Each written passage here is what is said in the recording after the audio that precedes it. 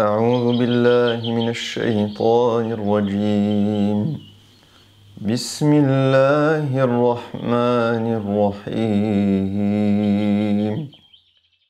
وقال الملك ائتوني به أستخلصه لنفسي فلما كلمه قال إنك اليوم لدينا مكين أمين قال اجعلني على خزائن الأرض إني حفيظ عليم وكذلك مكنا ليوسف في الأرض يتبوأ منها حيث يشاء نصيب برحمتنا من نشاء ولا نضيع أجر المحسنين ولأجر الآخرة خير للذين آمنوا وكانوا يتقون الحمد لله والصلاة والسلام على رسول الله وعلى آله وصحبه ومن والاه. Assalamu alaikum. Alhamdulillah, on continue notre voyage à travers Surat Yusuf. Alhamdulillah. On s'arrête pour essayer d'en tirer des enseignements, des sagesses pour notre quotidien, Inch'Allah ta'ala. Donc aujourd'hui, on va s'arrêter autour des versets donc 54, 55 et éventuellement 56, où Allah subhanahu wa ta'ala nous relate ce qui va se passer une fois que Sayyidina Yusuf aura été innocenté. Donc Sayyidina Yusuf, juste avant, si vous vous rappelez l'histoire, il a répondu à l'interrogation du rêve du roi. Lorsque l'émissaire du roi, son messager, est venu à lui pour qu'il le voie, il a demandé à ce qu'on questionne les femmes qui ont été la cause du complot qui l'a mené en prison. Et lorsque le roi a questionné ces femmes, la vérité a éclaté au grand jour. Sayyidina Yusuf a été innocenté. Et là, le roi a demandé à ce que Sayyidina Yusuf vienne à lui. Et donc, qu'est-ce qu'il dit ? وقال الملك ائتوني به أستخلصه لنفسي. Donc, dites-lui de venir à moi, ramenez-moi Sayyidina Yusuf, أستخلصه لنفسي. Il va devenir un de mes proches. Et le roi veut que Sayyidina Yusuf soit un ministre pas comme les autres, un ministre rapproché, qu'il le serve lui et uniquement lui. Donc, أستخلصه لنفسي, je le veux pour moi. Je veux qu'il soit à mes côtés et qu'il soit proche de moi, c'est ça que ça veut dire. فَلَمَّا كَلَّمَهُ قَالَ إِنَّكَ الْيَوْمَ لَدَيْنَا مَكِينٌ أَمِينٌ. Donc là, ensuite, il y a une discussion entre le roi et Sayyidina Yusuf. Et le roi lui dit إِنَّكَ الْيَوْمَ لَدَيْنَا. Donc aujourd'hui, tu es auprès de nous, tu as auprès de nous un pouvoir important. مَكِينٌ التمكين, ça veut dire d'avoir du pouvoir, d'avoir de l'autorité, d'avoir des capacités, de pouvoir agir. Donc tu as ça, ya Sayyidina Yusuf. Aujourd'hui, je considère que tu es quelqu'un qui peut gérer du pouvoir. Tu auras l'autorité que tu souhaites. Et Amin, tu es digne de confiance parce que, et je vous disais dans l'épisode précédent que Sayyidina Yusuf ne voulait pas sortir de prison juste par réseautage, juste par piston parce qu'il a aidé le roi et que le roi le fait sortir de prison. Il a voulu que la vérité éclate et on voit une des conséquences de ça, du fait que Sayyidina Yusuf ait voulu sortir dignement de prison, c'est qu'il est digne de confiance aujourd'hui. Parce que vous imaginez si le roi avait considéré que Sayyidina Yusuf était réellement coupable, qu'il avait tenté d'agresser, de séduire la femme du ministre, vous imaginez bien qu'il n'aurait pas eu toute sa confiance. Il l'aurait peut-être utilisé avec du piston, il l'aurait peut-être utilisé parce qu'il a la compétence pour avoir ses conseils rapprochés, mais il se serait méfié de Sayyidina Yusuf. Vous mettez à la place du roi, si vous savez que celui qui sort de prison là, en fait, n'est pas du tout innocent, qu'il est coupable, eh bien vous vous méfiez de lui, vous vous méfiez de ce qu'il peut faire. Donc là, alhamdulillah, grâce à ce qui s'est produit dans l'épisode précédent, eh bien Sayyidina Yusuf a gagné la confiance, la totale confiance du roi. Donc il a la capacité le pouvoir, il lui dit tu auras l'autorité que tu veux, innaka al-yawma ladayna makinun, donc tu es makin, tu peux avoir le pouvoir que tu veux, l'autorité que tu souhaites, et je te fais 100% confiance, donc tu peux faire ce que tu veux. Que dit Sayyidina Yusuf? Il répond قال جعلني على خزائن الأرض إني حفيظ عليم. Eh bien, je te demande de me mettre à ce poste qui est celui, on pourrait dire aujourd'hui, de ministre de l'économie ou de l'agriculture. Sauf qu'à l'époque, le ministre de l'agriculture est le ministre de l'économie parce que la seule économie qu'il y a, c'est celle de l'agriculture. Donc aujourd'hui, Sayyidina Yusuf, il demande à être responsable à la khaza'in al-ard, de tous les stocks, de toute la gestion de ce qui sort de la terre. Toute l'agriculture qu'il va y avoir, tout le commerce qui va en être fait, toutes les distributions. Donc c'est aussi eux qui vont ensuite distribuer cette nourriture-là au peuple. Eh bien tout ça, Sayyidina Yusuf demande à en avoir la responsabilité. Donc c'est un gros ministère que Sayyidina Yusuf demande. Et lui, il dit quoi? Il dit « Inni hafirun alim ». Donc il répond, le roi lui a dit « Innaka makinun amin », donc tu auras de l'autorité, du pouvoir et de la confiance totale. Et lui dit « Moi je demande ce ministère-là, je demande cette responsabilité. Pourquoi? Parce que je serai hafir, je serai m'en occuper, je serai la protéger, je serai la préserver, je serai être un bon ministre de l'économie et de l'agriculture qui dépense avec parcimonie, qui dépense avec sagesse, qui sait quand est-ce qu'il faut garder et quand est-ce qu'il faut dépenser, quand est-ce qu'il faut stocker et quand est-ce qu'il faut donner. Parce que rappelez-vous que l'enjeu ici, c'est quand même la gestion de 14 années de stratégie où si on gère bien les 7 premières années de stratégie, alors on pourra passer le cap et survivre aux 7 années de famine.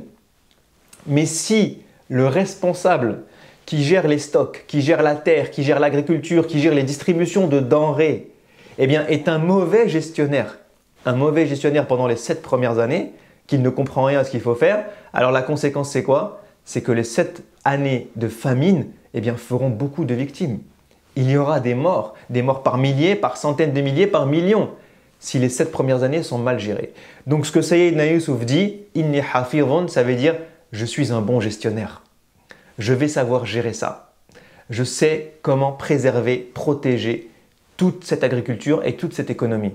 Et ensuite, il dit « alim » pour dire « je ne fais pas ça par intuition, je ne fais pas ça parce que je suis un beau parleur, je ne fais pas ça parce que je suis quelqu'un qui a envie de se mettre sur le devant de la scène, parce qu'on pourrait imaginer qu'il veut du pouvoir et qu'il n'est pas à la hauteur de cette compétence-là. Mais Sayyidina Yusuf dit clairement qu'il a la science, qu'il a la connaissance, qu'il a le savoir, qu'il a l'expérience, qu'il a ces compétences-là qui vont lui permettre de gérer au mieux ce ministère.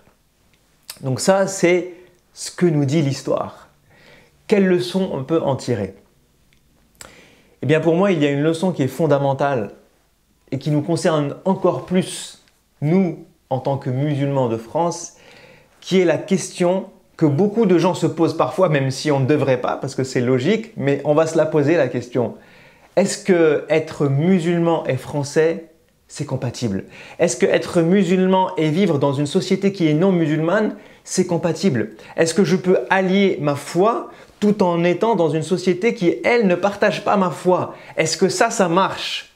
Et il y a des gens, souvent des jeunes, qui se posent cette question-là, qui se posent des fois une question existentielle de comment je fais. Et je trouve que Sayyidina Yusuf et que cette histoire eh bien, nous donne une réponse qui est magnifique. Qui est magnifique. Parce que Sayyidina Yusuf, il vit dans un pays qui ne partage pas sa foi.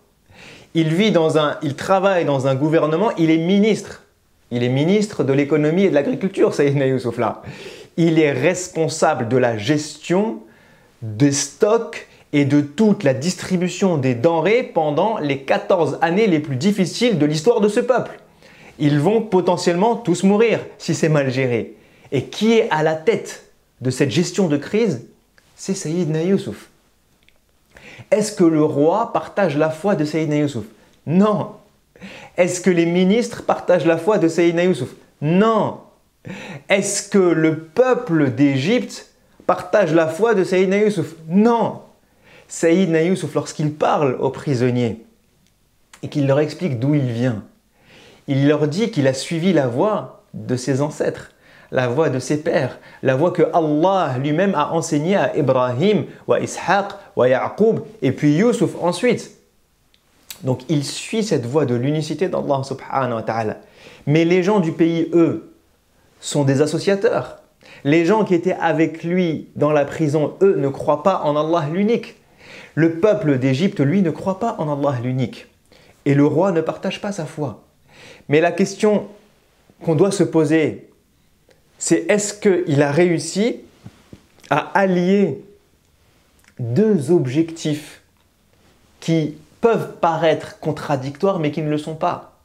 Celui de vivre dans une société non croyante et d'être utile à la société et d'accomplir sa mission et le rôle qu'Allah lui a donné avec les compétences qu'il lui a données tout en étant un croyant ferme et fort auprès d'Allah subhanahu wa ta'ala. Eh bien Sayyidina Yusuf est l'exemple parfait que ces deux éléments-là ne sont pas contradictoires et qu'on peut allier les deux. Si vous regardez depuis le début de la sourate, la foi de Sayyidina Yusuf, elle est intense. Pourtant, on pourrait dire qu'il vit dans une société comme la nôtre où la société ne l'aide pas à sa foi. Il y a des conflits dans sa famille ne l'aide pas à préserver sa foi. Sa famille lui en veut, ses frères veulent le tuer. Tout ça pourrait l'amener à dévier, à être méchant, à être ingrat, à être rancunier, à vouloir se venger. Mais Sayyidina Yusuf préserve sa foi, préserve son amour pour ses frères, préserve sa philosophie de sa bonté. Sayyidina Yusuf se retrouve esclave, vendu. Il se fait arnaquer et séduire par cette femme-là. Mais est-ce que Sayyidina Yusuf tombe dans le péché? Non. Même au moment, le culminant de l'histoire où Sayyidina Yusuf pourrait accepter les avances de cette femme-là, Allah lui envoie un signe. Et il voit le signe d'Allah subhanahu wa ta'ala, ô combien son cœur est connecté. Et on voit que certains vont dire, oui, mais dans une société non musulmane, il y a beaucoup de fitna, il y a beaucoup de choses qui nous interpellent, qui nous touchent, qui nous agressent. Parce que vous allez dans la rue, vous voyez des choses, vous voyez des pubs, vous allumez la télé, tout ne correspond pas à vos valeurs. Mais est-ce que la vie avec la femme du ministre correspond aux valeurs de Sayyidina Yusuf? Est-ce que le fait de se faire séduire par cette femme correspond à ses valeurs? Est-ce que le fait d'être ensuite entouré de plein de femmes qui sont toutes attirées par lui correspond à ses valeurs? Est-ce que ça, ce n'est pas une fitna? Est-ce que ça, ce n'est pas un test éprouvant? Est-ce que ça, ce n'est pas quelque chose qui peut toucher son cœur? Bien évidemment, puisque lui-même dit à Allah « Si Allah, tu ne m'aides pas à m'en sortir, eh bien je vais tomber dans le péché, je vais tomber dans l'attirance, je vais tomber dans la séduction. » Donc il est dans un environnement qui n'est pas pire que le nôtre. Il est dans une société lambda qui a ses qualités, qui a ses défauts, qui a ses bonnes valeurs, qui a ses mauvaises valeurs. Il y a des gens qui font du bien et des gens qui font du mal. Sayyidina Yusuf se retrouve en prison. Je ne sais pas si vous imaginez, des fois on dit pour éduquer nos enfants, on veut les meilleures écoles, on veut les meilleurs environnements, on veut les meilleurs amis, on veut les écoles les plus élitistes. On va les mettre dans le privé parce que soi-disant dans le privé, ils auront un meilleur cadre que dans le public. Sayyidina Yusuf, il est jeune. Il est éduqué où là? Il est éduqué en prison. Il est avec des meurtriers. Il est avec des voleurs. Il est avec des criminels. Il est avec des menteurs. Il est avec des gens qui ont fait les pires choses pour la société, qui ont été très mauvais envers autrui, qui peut-être ont un comportement mais très dur, qui sont de très mauvaises influences. Vous imaginez votre enfant ami avec des prisonniers, avec des gens qui ont fait de la prison. Est-ce que vous acceptez que votre enfant soit ami avec des gens qui ont fait de la prison? Non. Et donc on se dit, dans notre société, il y a de la criminalité, il y a des gens mauvais, il y a des jeunes qui ne suivent pas le bon chemin. Et cette société-là, encore une fois, nous agresse. Parce que ce ne sont pas nos valeurs, parce que j'ai envie de me protéger. Est-ce que cette société correspond? Est-ce que je peux y vivre ma foi? Sayyidina Yusuf arrive à vivre sa foi en prison. Et vous voyez ce qui est magnifique avec le Coran, c'est que le Coran va nous donner les exemples les plus extrêmes pour dire si lui, dans cette situation-là, il a pu faire ça, alors toi, dans ta situation, c'est facile. C'est facile parce qu'aucun d'entre nous n'éduque ses enfants en prison. Alhamdulillah, je pense qu'aucun d'entre nous n'a ses enfants qui sont rentrés en prison injustement parce qu'ils se sont fait séduire par la femme d'un ministre. C'est une histoire qui est très rare. Mais Allah nous donne un exemple qui est loin, qui est extrême, pour nous dire voilà le pire de ce qui peut arriver. Mais malgré cela, Sayyidina Yusuf, dans cette société, dans cet environnement-là, il arrive à vivre sa foi. Il arrive à être connecté à Allah, même en prison. Il arrive à nouer des liens d'amitié, de colocataires de cellules avec ces jeunes gens-là. Au point où il va leur parler d'Allah. Vous imaginez, il est en prison et il parle d'Allah. Il est en prison et il les aide. Il est en prison et il est serviable. Il est en prison et il interprète des rêves pour eux. Même en prison, il reste fidèle à ses valeurs.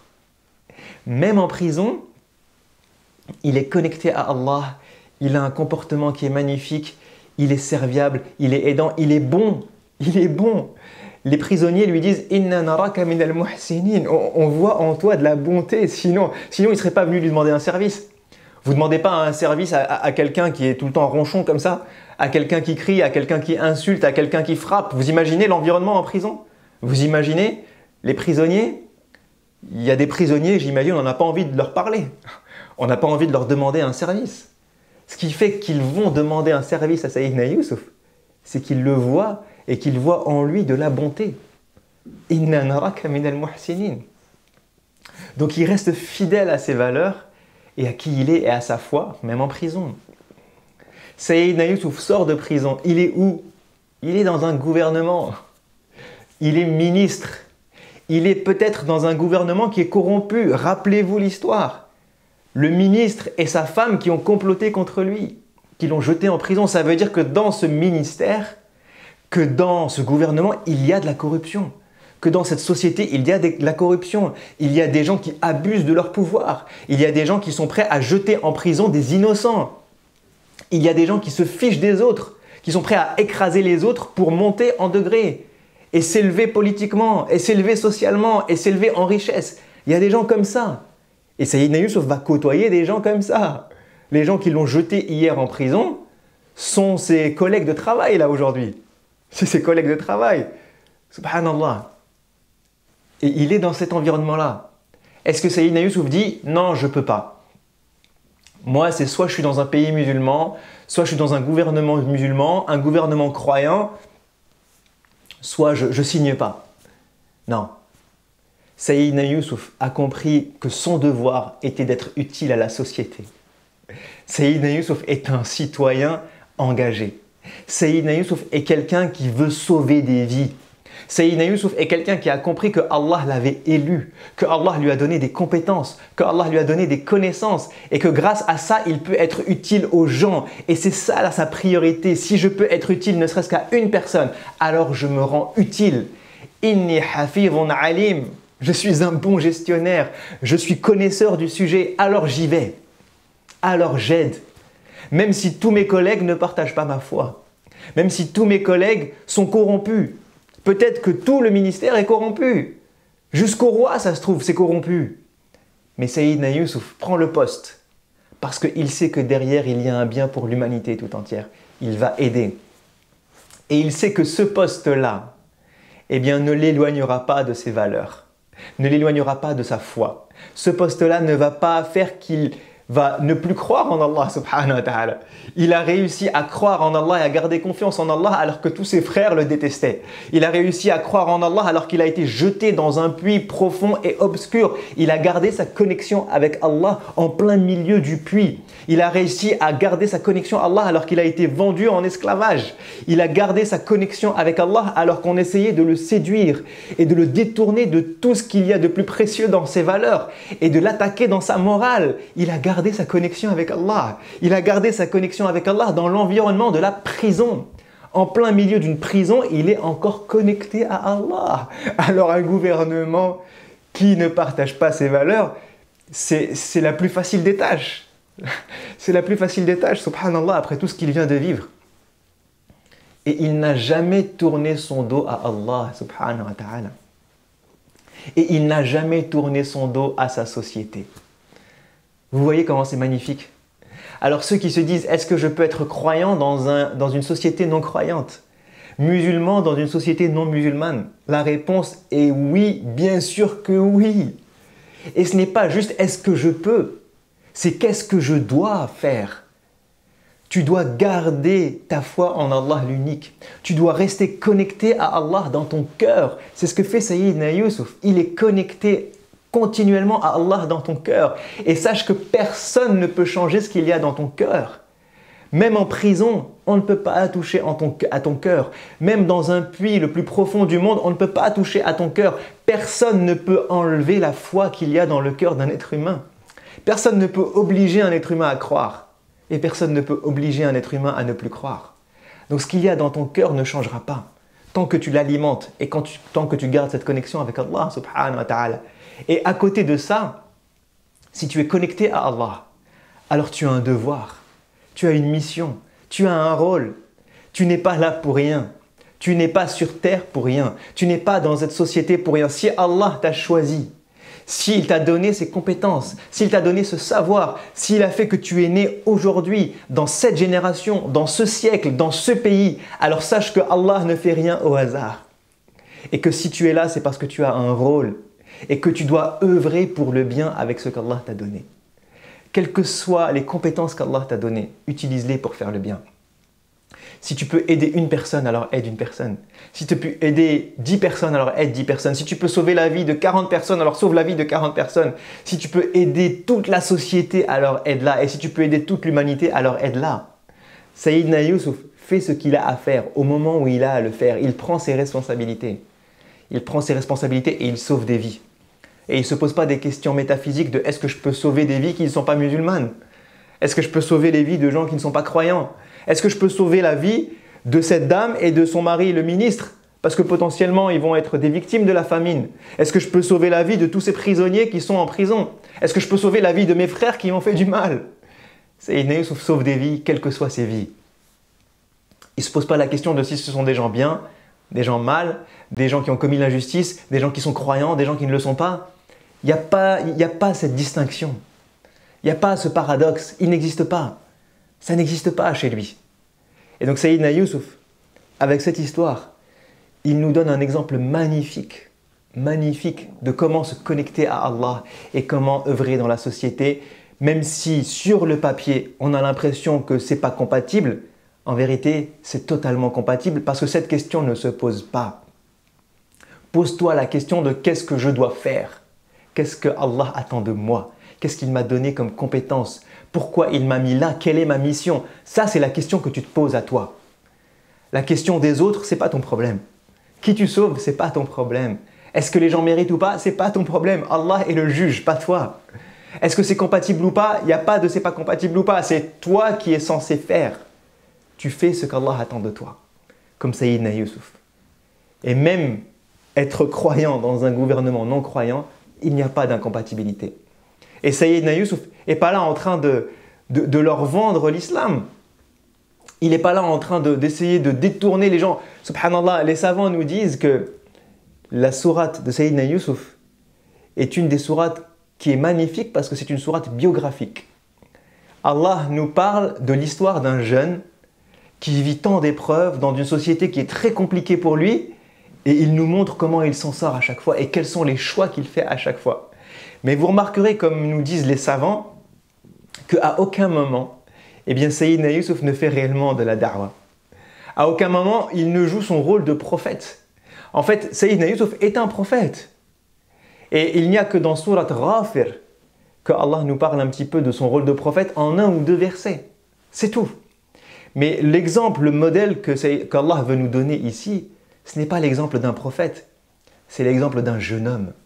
D'un jeune homme qui vit sa foi et qui est ancré dans la société et qui vit les épreuves de la société, qui vit la complexité de la société, qui vit les agressions de la société, qui vit les méfaits de la société, mais qui arrive à sortir de la lumière de la société. Quand il y a du noir dans la société, Sayyidina Yusuf, il met de la lumière. Il sort les gens de l'obscurité vers la lumière. Il sort la société de l'obscurité vers la lumière. Il est lui-même une lumière dans une société obscure. Il est lui-même une lumière dans toute cette histoire qui est pleine d'obscurité. Parce que c'est un croyant. Et donc Sayyidina Yusuf, cette histoire-là, c'est l'histoire d'un jeune, avant d'être l'histoire d'un prophète. Allah ne nous parle pas de l'histoire d'un prophète. Il nous parle de l'histoire, de la biographie d'un jeune et comment être un jeune dans cette société-là.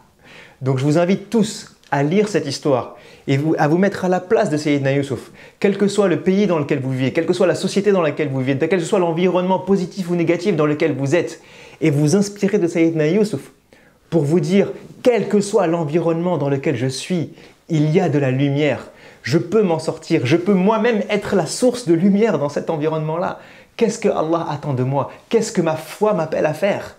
C'est ce que fait Sayyidina Yusuf à chaque instant. Et il se pose des questions à lui, pas aux autres. Il se met en question lui, il ne remet pas en question la société. Il se remet en question lui à chaque fois. Et il se pose la question de qu'est-ce que moi je peux faire de bien à chaque fois. Et c'est comme ça qu'il trouve le chemin de la lumière et qu'Allah le guide. Et qu'Allah nous dit qu'il est de minal muhsinin. Il fait partie des meilleurs êtres humains qui existent sur terre. Il n'y a pas meilleur que Al-Ihsan. Il n'y a pas meilleur que Al-Muhsinin. Les meilleurs des hommes, les meilleurs des femmes, les meilleurs des êtres humains sont Al-Muhsinin. Et Sayyidina Yusuf a le témoignage de Dieu qu'il fait partie de Al-Muhsinin. Je vais m'arrêter là, Inch'Allah. Désolé, j'ai été un peu plus long sur cette vidéo, mais le sujet était très important. Et je vous dis à la prochaine, Inch'Allah. Wassalamu alaikum wa rahmatullahi wa barakatuhu. كنت من قبله لمن الغافلين